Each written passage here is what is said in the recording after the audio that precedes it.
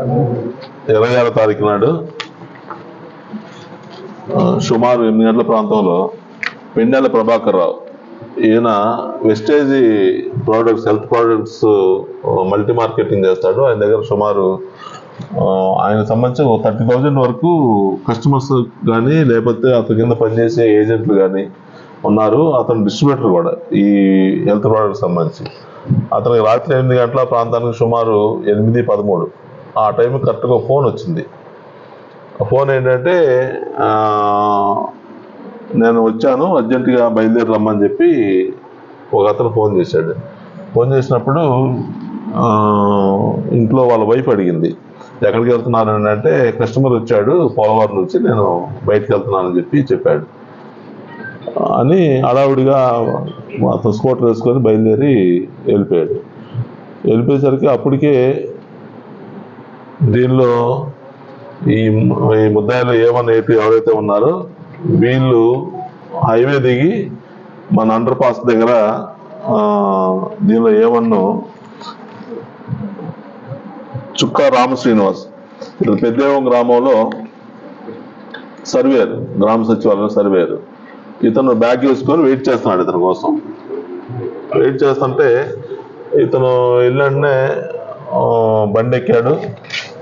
బండి ఎక్కి వీళ్ళిద్దరు కలిసి ఇటు మన హైవేలోంచి కింద అండర్ పాస్ సర్వీస్ రోడ్లోంచి దొమ్మేరు వైపు పొలాల వైపు వెళ్ళారు. వెళ్ళిన తర్వాత బండి పార్క్ చేశారు. అంటే వీళ్ళు వెళ్ళడానికి ఉద్దేశం ఏంటంటే, వీళ్ళు ఈ వెస్టేజ్ కంపెనీ తరఫున ఇతన్ని పోలవరం ఏరియాలో చాలా మంది ఉన్నారు, నేను కస్టమర్స్గా మీకు జాయిన్ చేస్తాను, అదేవిధంగా మనకు ఏజెంట్లు కూడా ఉన్నారు, నేను రిక్రూట్ చేస్తాను, ఆ విషయాలు మాట్లాడుకుందామని చెప్పి. అంటే పాపం ఇతను నమ్మేసి, ఇతన్ని చుక్కా శ్రీనివాస్ నమ్మేసి అమాయకంగా వెళ్ళాడు. ఆడికి వెళ్ళిన తర్వాత ఇతను పక్కన ఈ తోట ఉంది, దానిలో కూర్చొని మాట్లాడుకుందాం అన్నట్లు వెళ్ళారు. వెళ్ళే క్రమంలో ఇతను బ్యాగ్లో కత్తి తెచ్చుకున్నాడు. అది వెనకమార్ల షర్ట్ బ్యాక్ సైడ్ పెట్టుకున్నాడు. అతను ముందు వెళ్తున్నాడు, వెనక నుంచి ఇతను తల మీద పెట్టి కొట్టేశాడు. జరిగితే అమ్మో అనుకుంటే ముందుకు వెళ్ళిపోయి ఆ తోటలో పడిపోయాడు. డ్రాగన్ ఫ్రూట్ తోట అది. ఆ తోటలో పడిపోయిన తర్వాత ఇంకా 7 దెబ్బలు వేసాడు. కింద పడిపోయి కొట్టుకుంటే పీక మీద మన కత్తి పెట్టి కోసాడు.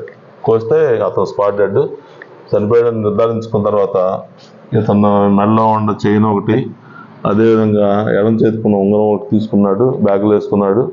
తర్వాత కుడి చేతికున్న కడియం మరియు 3 ఉంగరాలు, వీటిని తీయటానికి ప్రయత్నం చేశాడు. అయితే అవి రాలేదు. రాకపోవటం వలన ఇతను ఆ కత్తితోటే చైన్ నరికాడు. చైన్ తీసుకొని బ్యాగులో వేసుకున్నాడు, కత్తి కూడా బ్యాగులో వేసుకున్నాడు.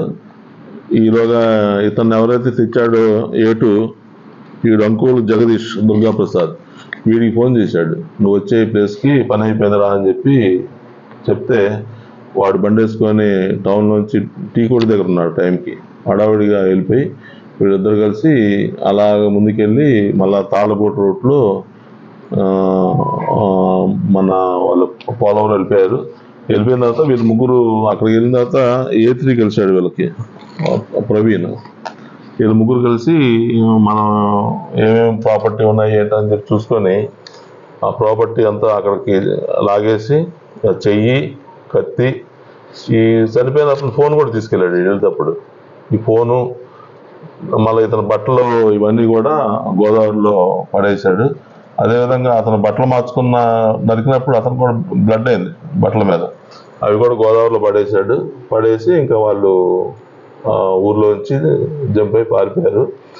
దీనికి ప్రధానమైన కారణం ఏంటంటే, ఒకటి ఇతను ఎవరైతే ఈ A1 ఉన్నాడో చుక్కా శ్రీనివాస్, రామ శ్రీనివాస్, ఇతను ఒక 2,40,000 రూపాయలు గతంలో అప్పు తీసుకున్నాడు ఈ చనిపోయిన ప్రభాకర్ దగ్గర. ఆ డబ్బులు అడుగుతుంటే ఇదిగో ఇస్తా అదిగో ఇస్తా అంటున్నాడు, ఒత్తిడి చేస్తున్నాడు. 2 చెక్కులు 2 నోట్లు ఇచ్చాడు. ఇంకా అవన్నీ కూడా మాఫీ అయిపోతాయి. తర్వాత వీడికి బెట్టింగ్ అలవాటు ఉంది. బెట్టింగ్లో చాలా మంది దగ్గర అప్పులు చేశాడు.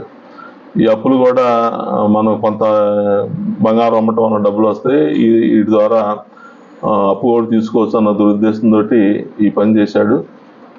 అయితే తీసుకున్న బంగారం మరుసటి రోజు అంటే 27వ తారీఖు నాడు ఈ కొయ్యలగూడెంలో ముత్తూట్ ఫైనాన్స్లో అంకోల్ జగదీష్ తాకట్టు పెట్టాడు. అది 1,24,000 కడియంకి వచ్చినాయి. అదేవిధంగా యూఎస్బి తాళ్ళపూడిలోనేమో 3 ఉంగరాలు ఈ నోములు ప్రవీణ్ కుమార్ పెట్టాడు. దానికి 83,600 డబ్బులు వచ్చినాయి. ఈ డబ్బులు తీసుకొని వీళ్ళు ఇంట్లో నుంచి పారిపోయాడు. అప్పటి నుంచి కూడా ఇతను డ్యూటీకి ఆబ్స్కాండ్లో ఉన్నాడు. గవర్నమెంట్ ఎంప్లాయ్ కదా.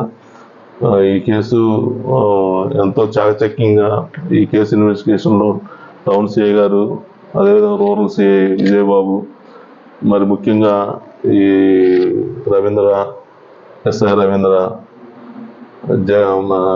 నెడదవోలు ట్రాన్స్ఫర్ అయిన జగన్, మరియు ఈ శ్రీహరి, రూరల్ ఎస్ఐ శ్రీహరి, వారి సిబ్బంది అందరూ కూడా ఎంతో కష్టపడి, అంటే మనకి యాక్చువల్ క్లూ లేదు ఎవరు చేశారా ఏంటి అనేది.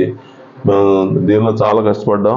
జనరల్గా మర్డర్ అయితే మనకి ఈజీగా తెలిసిపోద్ది ఎవరు చేశారు, శత్రువులు ఎవరున్నారు, ఇతనికి ఏంటని. కానీ ఇతని కోసం మనం వాకప్ చేస్తే ఏ ఒక్కరు కూడా ఇతని కోసం చెడ్డగా చెప్పట్లేదు. ప్రభాకర్ కోసం మంచోడండి ఎవరినైనా అదే చెప్తున్నారు. అందరిని కూడా చాలా గౌరవంగా పిలుస్తాడు. అందరితో కూడా ఏమన్నా తప్ప వేరే విధంగా మాట్లాడు. ఇట్లాంటి వాడిని ఎవరు చంపారా అని చెప్పి మనం వెరిఫై చేస్తుంటే అతనికి ఏ ఫోన్ వచ్చిందని చెప్పి చూద్దామంటే ఆ ఫోన్ కూడా తీసుకెళ్ళిపోయారు. అది కూడా అవకాశం లేదు. ఇదంతా ఏంటంటే వేరే విధంగా వీళ్ళకి వేరే యాప్ నుంచి వాటి నుంచి మాట్లాడుకొని ఈ పని చేశారు. ఏదేమైనా ఈ కేసులో ఎంతో చాకచక్యంగా వ్యవహరించి నిన్న మన టౌన్ సిఐ విశ్వం మా సిబ్బందితో అరెస్ట్ చేశారు. దీనిలో గోదావరిలో పడేసిన ఈ నేరానికి ఉపయోగించిన కత్తి, అదేవిధంగా మృతుని యొక్క ఫోను గోదావరిలో రికవర్ చేయటమైంది. గజేతగాలను పెట్టి వెతికించి తీశారు. అదేవిధంగా అతని దగ్గర చైను, ఉంగరం కూడా ఏమన్ దగ్గర నుంచి సుక్కా శ్రీనివాస్ దగ్గర, రామ శ్రీనివాస్ దగ్గర రికవర్ చేయడం జరిగింది. ఇప్పుడు వీళ్ళిద్దరిని ముగ్గురు రిమాండ్ పంపిస్తాం. రిమాండ్ ఉండగా పోలీస్ కస్టడీ తీసుకొని బ్యాంకులు ఏదైతే తనఖా పెట్టారో అవి కూడా స్వాధీనం చేసుకుంటాం.